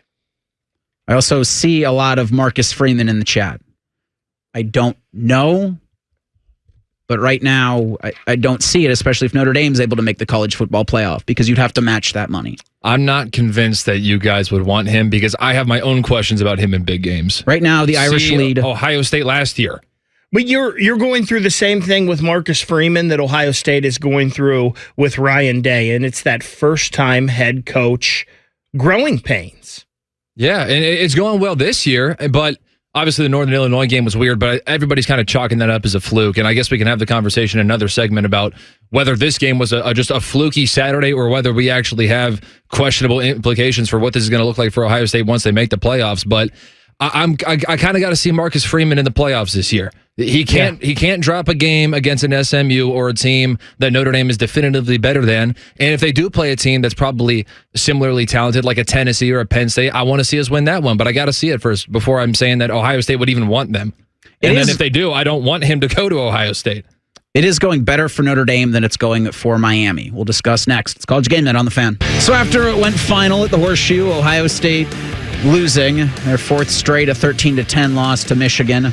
Oh, that hurts. You might have thought to yourself, well, okay, what does Ohio State need to have happen for them to be in Indianapolis next week for the Big Ten Championship? Well, you had to have Penn State lose. Right now, the Nittany Lions lead Maryland 38-7. There's about 12 ticks left to go in the fourth quarter. That ain't going to happen. So you, I guess, do get a couple of weeks before the college football playoff. That'll be on the 20th and the 21st for the first round game. Selection Sunday will be next Sunday. It'll be from noon to 4, so they're going to give you 4 hours, whether you'd like it or not, of what's going to happen with the college football playoff. I've got a projected bracket that I will give out in a sec, but I promised some scores from across the country. Right now, with about a couple ticks left to go in the third quarter, number 5, Notre Dame leads USC 35-21. Number 6, Miami trails Syracuse 35-28. There's about 14 ticks left to go in the fourth quarter from the JMA Wireless Dome. Kyle McCord's got 3 touchdowns on the day. Should have kept Kyle McCord. There it is. There's the answer. I do not agree with that one. Should have kept him. I do think Ohio State, while Will Howard struggled mightily today, picked a hell of a day to have his worst game. Chip Kelly picked a hell of a day to call his worst game, or at least his worst game with Ohio State. The overall acquisition of Will Howard was a better selection than to go into this season with a quarterback room that included Kyle McCord, Devin Brown, Lincoln Keenholz, and Aaron Noland. It's funny. This is really the first time we've mentioned Chip Kelly. We're going to have to get into him in a little bit here. I agree. What better time than now? Well, we got to give some more scores. You promised scores. There's really not a whole lot else. I mean, Alabama leads Auburn 28-6. And how about that? The Tide aren't making the SEC championship game, so the Tide will be, if not the first, if not the second, then maybe third team left looking in. Are they the most Jekyll and Hyde team this year? I mean, man, their highs are so high and they look unbeatable. And then, man, their lows are really bad. If Georgia didn't go to 8 overtimes with Georgia Tech last night, I would say Alabama, but I also believe that Georgia, who is in the SEC championship game next Saturday. I will argue Alabama at their peak this year has looked better than Georgia. That win in Death Valley at night was so daggone impressive. Yeah, and they did, again, beat Georgia. So you do have to take that into consideration, which the committee may or may not do, depending on what kind of television programs they'd like to make. Are there any other scores you want me to give you? Your Bo Bishop's Ponies, they're looking SMU. They're putting the boots to California 21-6 in a traditional ACC matchup. There's about 15 minutes left to go in Dallas. How about Missouri, Arkansas? That one's a snow bowl at Faurot Field, I saw. Yeah, they were had tractors on the field digging the snow out of it. Here's Ryan Day after the game asking why the running game for Ohio State didn't work. Yeah, well, I think we struggled to run the ball in this game. We know we've talked about this many times. We have to run the ball, especially in this game. It was a little windy out, and in order to win the game, you got to be able to run it. We weren't able to do that. We tried a couple different schemes, couldn't quite get into a rhythm on that. And that ultimately, along with the turnovers and the missed field goals, was the difference in the game. Jaden Fielding did miss 2 field goals on the day. I would be okay if he didn't travel with Ohio State to their bowl. Find somebody else, because when you need those points, they weren't there for you today. They talked about the several run schemes that they had. Driving into the teeth of Michigan's defense didn't work. I was okay with some of them that pulled linemen and that moved to the outside. It did feel like there were several instances where Will Howard could pull it and run, but I don't know Will Howard's status. You're never going to know, because he did go into the tent. It was second quarter. He took a shoulder to the skull. So I don't know what exactly he was playing with, if he had all the cards in his deck upstairs, but it was good enough to go back into the game. I do not buy that they kept running the ball because it was too windy to drive the ball down the field. No, that I feel is the weakest excuse you could possibly give. Yeah, I don't think that was it at all. I think you never know, and you'd have to talk to somebody. You have to give them truth in serum. A truth serum moment. But I think there was a lot of, in this game, we want to prove we're tough. We want to beat you at what you do best. And guess what? Just go win the damn football game and do what you do best. We always hear from this coaching staff, it's not about them, it's about us. It's not about them, it's about us. But then after the game, man, they played really good. They did this, and took us out of this. And, well, it's supposed to be about you. So let's not worry about them and playing like them and beating them at their game. Let's go win the game doing what you do best. You're a football Ferrari. You're supposed to spread the ball all over the place, make Michigan defend everywhere, and take shots at the end zone. And it didn't feel like Ohio State did that, but for once, twice in this game. And then when they had to, when you had, 45 seconds, there was just nothing you could do, because the game was pretty much over at that point. Michigan goes up 13-10, and I don't know if there's anybody out there who's like, there's still a chance in this. Here's Ryan Day on the Buckeyes not taking shots, or taking enough shots, I felt like, at the end zone. When a defense is playing softer and kind of backing up like they did in this game, you have to be able to take the underneath stuff or run the football. And that's really, what happened. And, there were times we tried to push the ball into the end zone, but ultimately, you can't just, force that. You gotta be smart in what you're doing, because, they can put a cloud over him like they did and put 2 guys on him. So, there's opportunities to do that. We did that, but also, you got to execute in other areas. And that's what we'd always talk about in balance. And when you don't have balance and you can't run and throw the ball when you need to, then, this is what happens. Wolverines didn't have All-American corner Will Johnson. And I feel like that makes this even worse. Yes, it does. That they had 2 of their best players were not in this game. They chose not to play in this game. But you're saying Will Johnson chose not to play today? Well, I mean, he's had a toe injury that he's been playing with, and he didn't play today. I mean, I don't know. Yeah, I think that's probably not fair to say. Who's the Michigan man on the Fox broadcast insinuated as much? Charles Woodson insinuated as much. Some business decisions going on. It's like they better be injured. It's like, wow, those are some shots fired. But for Ohio State, if they're without one of their best cover guys, then you would think they'd take more advantage than it felt like they did. Well, Howard still had 33 attempts, I should say. He was 19 of 33. But it didn't feel like any of them were down the field where it needed to be. No, and I think Michigan probably did a good job. Like we talked about that first drive, they were dropping way back in coverage. Where you needed to pick them apart was the intermediate area of the field. Yeah, and that's where Ohio State had success when they did. If this was a complete Chip Kelly called game, woof. Very bad. Someone did tweet at me during the game, because I had wondered several times, Chip Kelly, what the hell are you doing?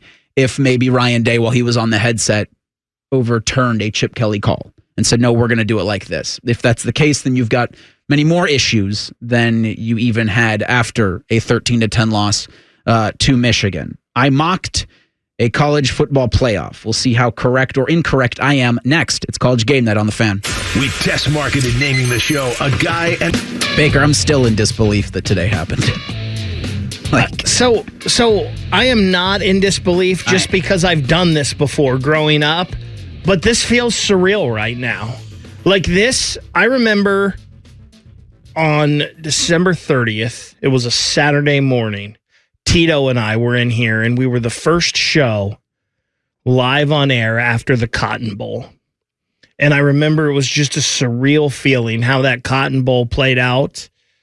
This is so different, though. Like, it's the same feeling, but it's different because that Cotton Bowl, you had people sitting out. The Cotton Bowl felt like a very unserious endeavor for Ohio State. Yes, you had issues about did they practice hard or not. The Carson Hinsman thing happened then, and he didn't play because we needed to get Matt Jones reps at center for his NFL tape, and Enoch Vamahi was in, and he looked like a ballerina or a turnstile just out there spinning around at right guard, letting people through. And it was like, wow, this is a low. But then it was kind of good for the program because it changed everything. It seemed like it changed their thoughts on NIL and all of that. And they went all in on that stuff. And we got this roster that everybody told us was the best. And this just seems like you had everybody there. They were missing two of their guys. Harbaugh was gone. They don't have a quarterback situation. And everything was set up for you to throw the last 4 years, 5 if you want to talk the COVID year, and say they ducked you, and you could smack them right back in the face with it. You know, the 4 since 2020 make it does not matter that they ducked Ohio State in 2020, or if that even was the case. I'm just saying, if that's how you feel, whatever, I don't know, but I'm just saying this felt like the time for Ohio State to throw it all back in their face and punch them in the mouth and say we've always been better. As talented as those John Cooper teams were, as much NFL talent as there were, as many Ohio State legends as he had. And maybe we're still a little bit prisoner of the moment here, that this feels like it was just as talented as any of their best, if not more. Then, I mean, they had a Heisman Trophy winner at running back, one of those teams. But with what was done, you talk about the Cotton Bowl and how that was the catalyst, or even the loss last year to Michigan, and then the Cotton Bowl. And then everything that happened after that, with Michigan winning the national championship, and that night Quinshon Judkins committing to the program, and then you win Caleb Downs out of the portal and Seth McLaughlin, and you get a Power 5 starting caliber quarterback in Will Howard. Like, it all put together so perfectly for what should have been a run. And this is how it's going to end. It just doesn't seem it's right. It seems... And also, some of you in the chat are ridiculous. Matt Eberflus, no. Kirk Ferentz, no. Nick Saban, stop. All right? The criticism to Chip Kelly is deserved, because today was miserable from an Ohio State offensive standpoint. The quarterback was bad, the running game wasn't working, and your play calling stunk. So that's going to be something that they need to completely overhaul before the college football playoff. The Buckeyes are making the college football playoff. There is no doubt in my mind that that's the case. Although, there was no doubt in my mind that Ohio State would lose today. So, shows what I know. There was no doubt in your mind that they would win today, right? Win today. You're right. Thank you. I'm in such disbelief. I was like, wait a second, you made a lot of money today. This Ohio State super team, 19.5 point favorites, lost to a Michigan team that needed to beat Northwestern last week to go bowl eligible. But again, to my point of the college football playoff, right now I have Ohio State in. They are a 10 seed in this. I will start at the top. And this is how I think the committee's going to go next Tuesday. So you've still got a handful of games tonight, including one Texas A&M. Winner goes to the SEC championship game until next. So for next Tuesday, this is what I think is going to be. Number 1, Oregon. Number 2, Texas. Number 3, Miami. Number 4, Boise State. And I don't mean the numbers, I mean the seeds. Because you do have to, there's a difference here, because they're going to rank 1 through 25, which I don't think they need to do. And this is right now, this is not, Miami could lose. That's true. Today, Miami which could change. Miami could lose to Syracuse, Texas, and Texas A&M. So Oregon, Texas, Miami, Boise are the top 4 seeds. I have the 5 seed Notre Dame, 6 Georgia, 7 SMU, 8 Tennessee. That 8-9 matchup leading into the 1 would be Tennessee and Penn State. So Penn State's my 9. Ohio State's my 10 seed. They would play SMU in the first round. That would lead into Texas. At 11, I've got Indiana. They would play Georgia in the first round, leading into that 3 matchup with Miami. And then the 5-12, Notre Dame, Arizona State. Right now, I believe, is still putting the boots to Arizona and their bloody defensive assistant coach. How does Penn State drop that far? I don't think they drop any in the rankings. I think they are seeded 9th because they are likely in the Big Ten championship game. But they were like 5th or something in the rankings. They were 4th in the rankings, which would so be they would have third. been the 6th. Well, it depends. They would have been the 6th seed, right? In the Sure. We can compartmentalize this. Do you think Ohio State drops beneath Penn State? Yes. I personally do not. I do not think that they will. Maybe that's wishful thinking on my part, or maybe that's wrong. I do not think. I think Ohio State. I mean, I guess it's hard because they have Notre Dame behind Penn State. If I was doing this, I would have Oregon, Texas. No, actually, I think Boise should be higher because their one loss, I know they've had some crazy games here, but their one loss is a close one to Oregon.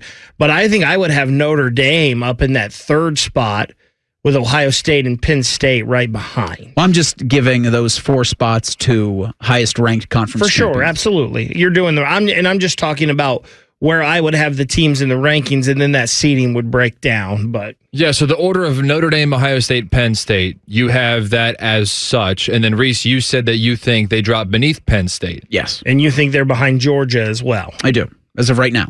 And probably Tuesday, because I think with Penn State and Georgia both getting opportunities to play for conference championships, Ohio State's done. And their final argument was... Is anybody happier that Ohio State lost today than Alabama, South Carolina, and Ole Miss? Well, South Carolina's got some life. They were the first one out do. last week. They beat Clemson today, and that game 17-14 in favor of the Gamecocks. And I do think that if Texas A&M beats Texas, and if Texas A&M then beats Georgia in the SEC championship, you've got complete chaos. And South Carolina, as a 3-loss team, would maybe find their way in. They got 3 good wins. So they got Clemson today. They got A&M and Mizzou, who, back into the top 25. But Texas is an interesting one, too, because they have not beaten a single team currently ranked. Texas A&M today would be their first one if they were to win that game. But if they get boat raced by any chance in the SEC championship game by Georgia, I'm really curious to see where Texas goes, because we already saw that matchup once, and it wasn't close. I know Texas did one thing Ohio State couldn't. What's that? And that was beat Michigan. Yeah. And they beat him badly. Yeah, watching that game, watching Quinn Ewers able to step up in the pocket and move around and find receivers down the field, I thought to myself, well, by the time Ohio State were to play Michigan, you were going to give Will Howard and Chip Kelly time to do something similar. Now, Will Howard's not on the level of a quarterback as a Quinn Ewers. I didn't think that then. I don't think it now. I definitely don't think it now. But I thought, okay, there's a similar blueprint on how to beat a Michigan team that we knew going into this year would be great defensively. They were great defensively last year. They've got their defensive tackles will be first-round picks. I still don't know why you thought it was a good idea after the first quarter to keep running right into them. Because you got to establish the run. Whoever wins the running game wins this game. I guess. Miami's making a game of it. That's next. It's College Game Night on the Fan. Oh, the predictions have been bad all weekend, it feels like. We should have known something was up when Georgia Tech took Georgia to 8 overtimes. I guess to 2 overtimes, maybe 1 overtime, 3 overtimes even. Yeah, I mean, can we call that 8 overtimes? It was like 2 overtimes and then a play apiece. Like the game started at 7:30 and the AP filed their report at like 1:25 in the morning. It's amazing. I got to like the 3rd overtime. I think I fell asleep. I was just sitting there watching that game. I had just gotten home from Chillicothe. So I was calling the Ironton West Liberty Salem game down there. Just gotten home, and I was eating, so I turned the game on, and I wish I wouldn't have, because then I couldn't go to bed until it was over, and I just wanted this game to be over in any way possible. I didn't even care who won at that point. Just like somebody this thing. Somebody wants to win. I'm tired. Nobody did. So you got Ironton, who is in the state championship game, Division 5? Correct. Next Saturday. Congratulations to Olentangy Liberty and Bishop Watterson, who've got Division 1 for Liberty, Division 3 state championship game for Watterson this coming Friday. Are you going to be calling any of those? That Watterson team is really, really good. They got a good. Belisari quarterback in them. They do. And they've got another Belisari on the team. They've got some Eulenhakes, and all of those dads are coaching them. They've got 4, I believe, former Buckeyes on their coaching staff. Pretty solid. It's pretty amazing. They are a very good team. Rematch with Toledo Central Catholic, who they lost to in the state championship last year. Yeah, I'll be up there. I'll be working all of the state championships for OHSA Radio, and I will actually be doing some color for the D6 game, which should be a good one. You got Wednesday's early national signing period, so plenty of time for the Ohio State coaching staff to do something, to fix something, figure something out before the college football playoff. That's another downside of today. There's a lot of recruits there. In the building. They had a lot in. They put a lot into this game, and still in disbelief. 13-10 is the final. Michigan gets the win over Ohio State. Game's going on right now. Notre Dame's got a 35-28 lead on USC. The game's got 7 minutes left to go from the Coliseum. Syracuse just took a 42-35 lead on number 6 Miami. There's about 5 minutes left to go from Syracuse, but it looks like the Hurricanes are 2nd and 1 at the Syracuse 27. Kyle McCord's got 3 touchdowns on the day, so you're probably going to hear, if Syracuse is able to pull out that upset, you're going to hear a lot this coming week of that. You hear a lot, but Syracuse also throws the ball 60 times a game. That 26 of 36 right now for McCord on that. In the ACC, number 9 SMU has a 31-6 lead on Cal. Game's got 5.5 minutes left to go in the fourth. The Iron Bulls got 5.5 left to go in the fourth quarter as well. Number 13 Alabama has a 28-14 lead on Auburn. Arizona State just keeps putting it on Arizona. The Sun Devils lead 49-7. I think they have the best inside track to the Big 12 championship game. I think at the beginning of the week, there were about 256 ways that the Big 12 could shake out. So much so that the Big 12, the landing page on their website, had a who's still available for the title game, who's out. And I think that shifted as some teams won. With Colorado, I think the Buffaloes eliminated a couple teams, and I do think Deion Sanders' crew still has a chance for the Big 12 title game. That's the only way that the Big 12's putting a second team in the college football playoff, in my opinion. I don't think it's of much discussion anymore, the Heisman Trophy, and who that will be going to. Yeah, it seems like a lot of people think that Travis Hunter locked that up the other day. I'll tell you what, though. Ashton Genty is having a hell of a season. Fabulous season for Boise State. It's 1 and 2, Hunter and Genty. I think Cam Ward, Dylan Gabriel. Gabriel still has a chance. They got Washington tonight. Then they've got the Big Ten championship game to become a finalist. But the question I have in regards to the Heisman is, what's the margin going to be for Travis Hunter and Genty? Unfortunately, I think on name alone, in star power and all this guy plays for Boise State, I think it's probably going to be decently wider than I think it should be. I agree with you. I do think there is a case to make for Genty having the most outstanding season. You lead the nation in rushing. You're going up to single season rushing with some of the best to ever play the sport. An outside shot at breaking Barry Sanders' record. Yeah, I think they've got the is it they're in the WAC? Or they've got their conference championship game next weekend. Yes, it's actually Friday night. Friday night. It's Friday night on Mountain Fox. West? Yeah, Mountain West. When are you allowed to reveal your ballot? The day after I can reveal my ballot after the Heisman Trophy ceremony. So it'll be on the 14th. That ceremony's at 8 o'clock. So after that, I tweet it out. I love that. How my ballot went. I love that my guy is a voter. Yeah, you and Brett McMurphy. They'll give it to anybody. Literally anybody. Well, they didn't give it to Kohler, so. No, I'm the only person on Bishop and Friends who doesn't have a Heisman vote, pretty much. There's still time for both. At least on of Tuesdays and Thursdays. There's still time for both of you.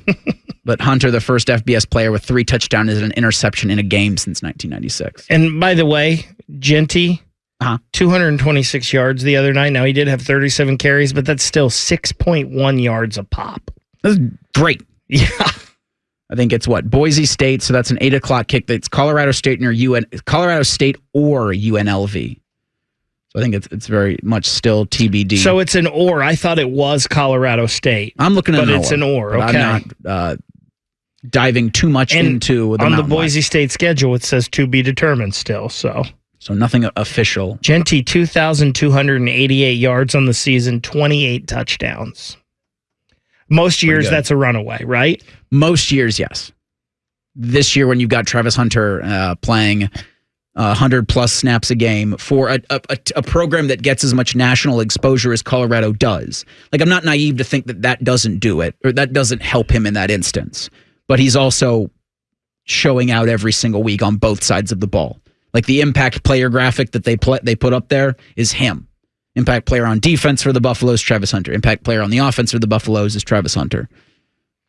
I saw something the other day. It actually kind of made me a little mad about Travis Hunter. Somebody said that Travis Hunter is having a season we haven't seen since Champ Bailey, which was like 95 to 98 for Georgia. Did they forget about Chris Gamble? Yes. In the early 2000s for Ohio State? Well, I guess it would be a question of who you saw that from. Yeah, for sure. And I can't remember who it was, but it's just like, wait a second here.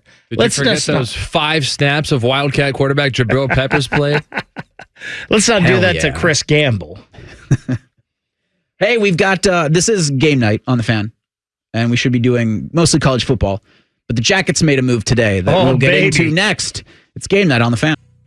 This is Fan College Football Game Night. Scores, recaps, and hot takes. Damn, I love football. Hot. The Fan, Ohio sports destination. Greaser Baker Cole for the next half an hour, and then we're going to send you to a Death Valley, Oklahoma and LSU. I'll be jipping that one as they're set to kick off shortly. You've also got FSU in Florida at 7 o'clock. Indiana's hosting Purdue at 7:30, as you heard from Cole. Texas and Texas A&M. Winner gets the SEC championship game. Washington's at number 1 Oregon at 7:30. I think the Ducks have lost the last 2 in that series, but two very different teams that'll meet in Eugene tonight. 7:30 in the Big 12, number 24 Kansas State and number 18 Iowa State. I believe they call that one Farmageddon. And then 10:15 tonight for those interested. Houston's at number 19 BYU. I think once that game gets final, you'll obviously have who's going to be representing the Big 12 championship. That conference, in my opinion, is only deserved of one team. The other one, with the ACC, I think you can make a case for 2. I think with the Big 10 and the SEC, you could certainly make a case for 3 or 4, as that will happen between now and next Sunday, Selection Sunday for the college football playoff. That'll be 12-4. I teased the Blue Jacket stuff because we will get into the ugly scene that happened after Ohio State took its 4th straight L to Michigan. Things on the field with a flag, pepper spray. Police are involved in it. But there are some Michigan men playing for the Columbus Blue Jackets. Playing well. That have been a lot of fun to watch this season. And I speak to Zach Wierenski, who I think does like 40 minutes a night on the ice, or so it feels like. But the CBJ made a huge deal today.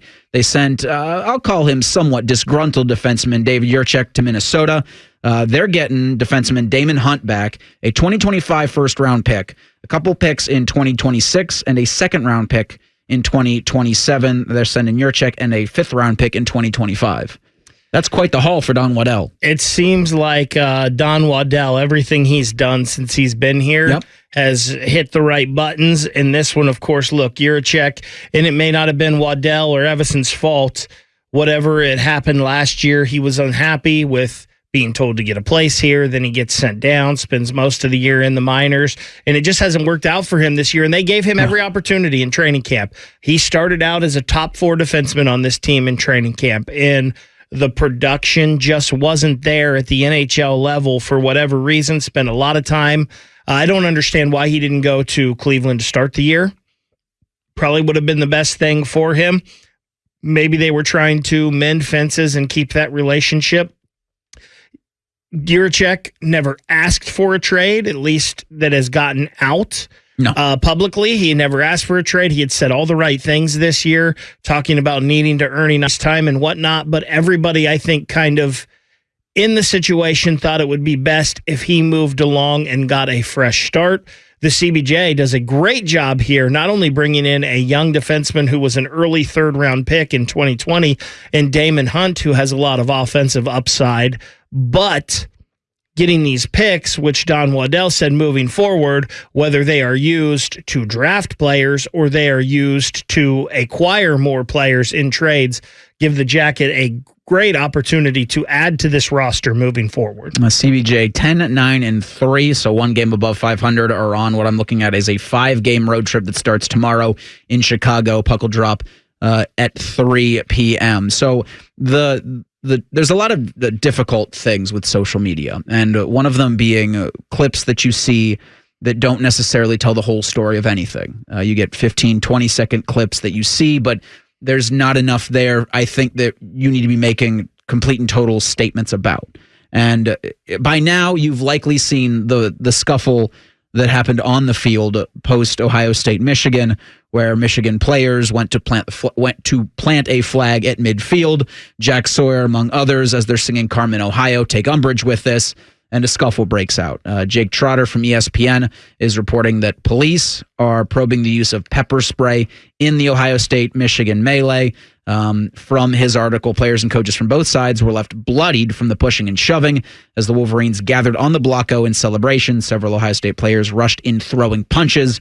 Michigan players punched back. There is a video that we have up at 971 The Fan of Jack Sawyer being held back. A very angry Jack Sawyer. And it looks Ryan Day, accompanied by a state trooper, is standing there. And what's being taken from that 15-second cut is Ryan Day isn't doing anything about this fracas. Now, I don't know really outside of that what happened before or what really happened after. There's going to be clips that are going to come out the next couple of days. That's just what you get into with everybody having a camera in their hands and always recording things. Or just be careful of levying anything on Coach Day about that. There's certainly plenty of things to be critical about other than what he did afterwards, because the game itself was a mess. Absolutely. And as you mentioned, the team was singing Carmen, Ohio when this happened. There's actually video of Jack Sawyer turning around and seeing this and being tried to be restrained by JT, and him taking off and running towards this. And then people, Ryan Day is at the front of Carmen, Ohio. There's 3 rows of players there. So who knows when he saw anything or whatnot. And when there's a melee like that, it's probably best to just stay out of it. Now, a lot of people might think the head coach should get in there and try to hold his players back. I don't know when the situation is that wild, how good that does. And there were already plenty of Ohio State staffers in there trying to get players back. So, yeah, you can't take anything from that. And again, there's plenty of things we can put blame on Ryan Day for today. I don't think anything that happened after the game. Keep it in the 4 quarters. Absolutely. And can we say one really good thing about Ryan Day here, regardless of how we feel about how he coached this game today, or if he's the right man for the job or this or that, what he did for Jim Lachey to personally get a private jet arranged to get him from Iowa and bring him back so he did not have to miss this game was one thing in the feather in Ryan Day's cap. It was a good job out of him. It was interesting that you mention Iowa, Nebraska. So the Hawkeyes won 13-10. Late field goal got them the win. And I think the Heroes game or the Heroes Trophy is what Iowa and Nebraska play for. But at the beginning of the contest, the Nebraska captains refused to shake Iowa captains' hands. And after the game, it was one of Iowa's players that went around with the Iowa social media team looking to shake everybody's hand. And Matt Rule was not shaking anybody's hand afterwards. So it does feel like you do need to be gracious in both victory and defeat.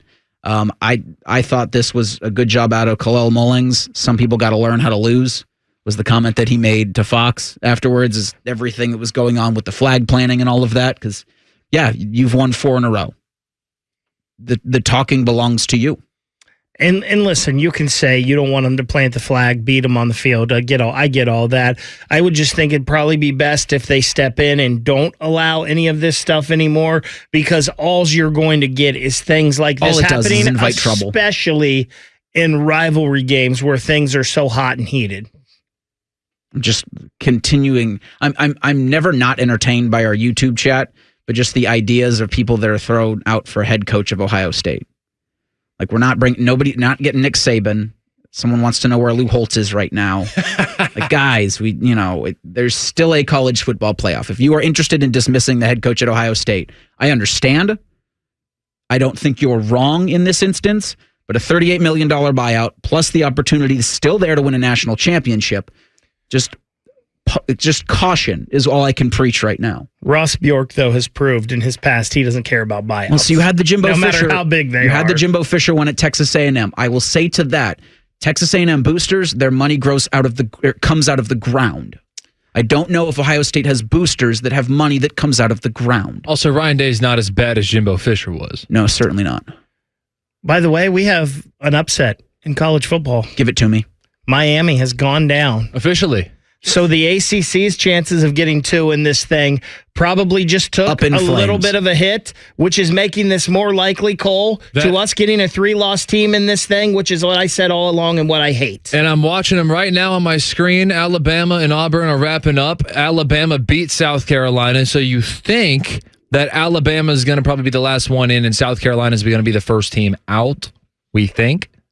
What does that do for the ACC championship? Is it now SMU and Clemson, or is it still Miami? Actually, you know what?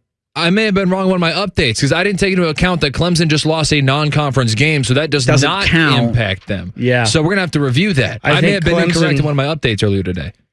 Yeah, I think Clemson is probably still in. Or now. In, because yes, the Syracuse win, that's conference. So we could have multiple 3-loss teams for Miami. So this was where I was at the beginning of the season. Was I didn't love the expanded 12-team college football playoff. I liked the idea that that really there are only 4 or 5 teams at the beginning of the season that are national championship worthy. I like the 4-teamer. I like the BCS, but the chaos that's happened this season has pushed me to a 12-team playoff being good for the sport. Oh man, no. See, I totally disagree because who are the teams that deserve to be there right now? Oregon, I would argue that there's one team that deserves to be there. Oregon, Texas, maybe Notre Dame. Right? I mean, I think less is more in this situation as far as teams that should be able to play for a national championship. Reeser, you just made your mock college football playoff ranking. Tear it up. When you did that, it's true. Miami, you are out. When you did that, maybe. Did you find yourself struggling once you got past like the top 4 teams? Yeah. Well, there you go. There aren't that many good teams. I agree with you. I don't think there are 4 teams that are national championship caliber, but 12 teams can have a shot at it, and I think that's more fun for the sport because it allows you to have moments like this. Maybe it's moments like today. Maybe it's fun, but I don't think it's right. Sure.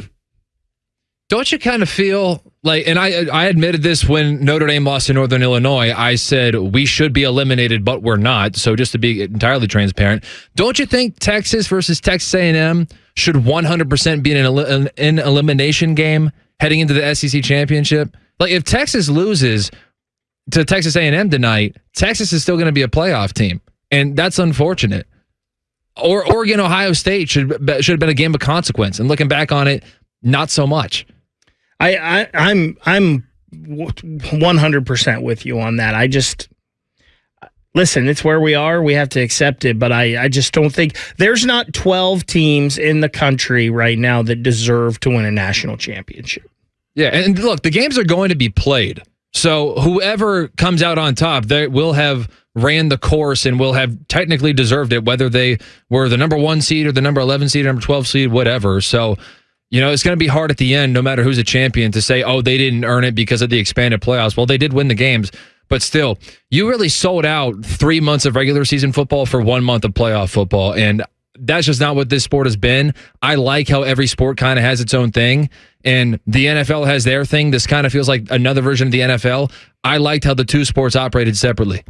So next Saturday at 8 o'clock at Bank of America Stadium in Charlotte, you're going to get Clemson and SMU for the ACC championship. Yeah. How will the rest of championship Friday and Saturday shake out? We'll discuss that next. It's College Game Night on The Fan. There is no defending Ryan Day. He's 1-4 against Michigan. There's no defending that record. But I'm telling you, I'm not telling you how to feel. There is no but on this, Cole. I'm not telling you how to feel. This sucks. This feels like the John Cooper days when he lost his first 4 and the first, 5 of his first 6. This absolutely sucks. I'm telling you that with a $38 million buyout, I'm telling you, with a college football playoff appearance on the horizon and an opportunity to win the national championship, he's not going anywhere yet. No, he's not. I'm not going to tell you how to feel about Monday. Mondays suck, but Mondays happen. Monday will happen. I don't believe he is, and I don't believe Ross Bjork wants to rock that boat in his first 6 months on the job here at Ohio State. But the seat is really... The seat's on fire, really and it should be on hot. fire. And I'll tell you what else. There's no defending Chip Kelly today. No, it's bad. If Chip Kelly was in charge of that play calling, which he was, and again, ultimately, this is Ryan Day. Ryan Day could have stepped in and said, hey, we've got to do this, we've got to do that, yada, yada, yada. There's no defending Chip Kelly today with that offensive game plan for that team. If Ohio State's not able to summit the college football mountaintop on January 20th, I would be okay with on the 21st, there be a national coaching search. 1-4 against Michigan is not acceptable. I also, in 2025, get to keep up my gimmick of asking if the U is back, because they are in fact not back. After Miami takes a 42-38 loss to Syracuse, the Canes will be left out of the ACC championship, likely out of the college football playoff, despite Ward Manuel doing his best to get Cam Ward into the playoff bracket.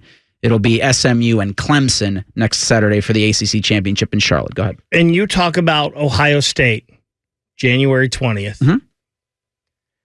Right now, the current national championship odds, they were number 1 coming into today. Yes.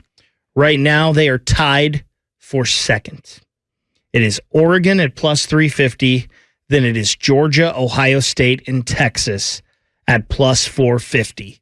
So as bad as this feels, Las Vegas knows that this is still one of the best rosters in the country, and Las Vegas has not wavered once on Ohio State all year. Even when they lost to Oregon, they were still on Ohio State. They had Ohio State beating Oregon in the Big Ten championship. The 3.5 line it was if Ohio State got there. Obviously, that's not happening now. But Vegas has never once wavered on Ohio State. And even after today, they still haven't. And for Texas, who was one of 4 teams that had still high betting odds to win the national championship. They've got a game against Texas A&M tonight. Winner there goes to the SEC championship to meet Georgia. That game will be played next Saturday at 4 o'clock. Preceding that, at noon, the Big 12 championship. 4 teams are still alive for the Big 12 title. Arizona State and Colorado. They've played, they've won in week 14, I believe this is. Iowa State plays Kansas State tonight. BYU plays at Houston. Those results will decide the outcome there. ACC championship game, again, SMU and Clemson. And the Big Ten championship next Saturday at 8 o'clock has Oregon and Penn State. And so I believe that for the Ducks, that they're obviously in. That's the number 1 seed. I don't see a world where Oregon loses to Penn State. But that's what this season has afforded us, where we go into games saying, I don't see a situation where that happens.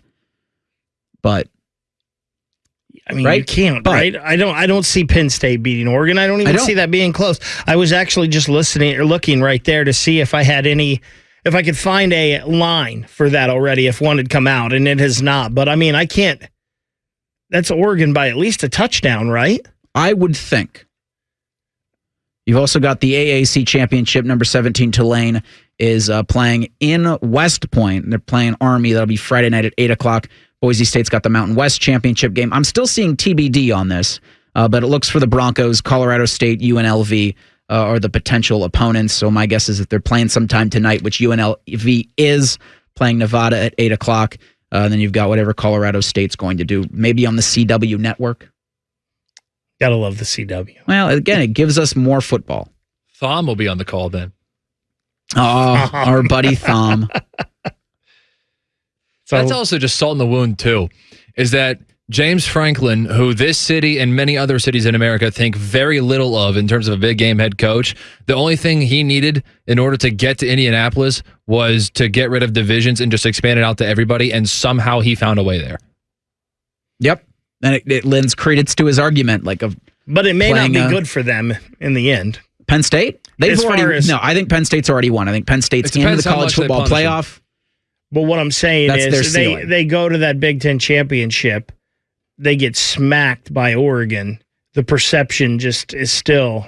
Can it get any lower? I wonder about James Franklin. maybe. Can it get any lower than it already is? But on that stage, could it be the final nail in your coffin? I don't know. Maybe not. I feel like for Penn State, that's their ceiling. Of hey, we're around. We're having a good time. We're getting to go to Indianapolis once in a blue moon. We're going to get in the college football playoff. And, in a couple of years, we're not going to play Ohio State. And it'll be great because he's the only person that the only person of consequence Ryan Day could seem to beat right now. I think that teams that make it to their conference championship game and lose should be at least protected in terms of making the playoffs. I don't think they should necessarily be protected of keeping their seed. I do think that Ward Manuel said that as a way to keep the SEC argument alive. Of, the conference championship has to matter. And if it's like if a 3-loss team somehow squeaks in because of the chaos with the Southeastern Conference, then they're able to say, okay, they were the conference runner-up. Well, they had 4 losses, my friend, but they're an SEC team. So I do think there's going to be that bias there, and then we'll see how the conference decides to reschedule games next season. But yes, today was tough. I promise you it will get better. Ohio State, in a week from tomorrow, will likely find out what it's going to be doing on December 21st. Everybody have a good night. I love you all. Go Bucks.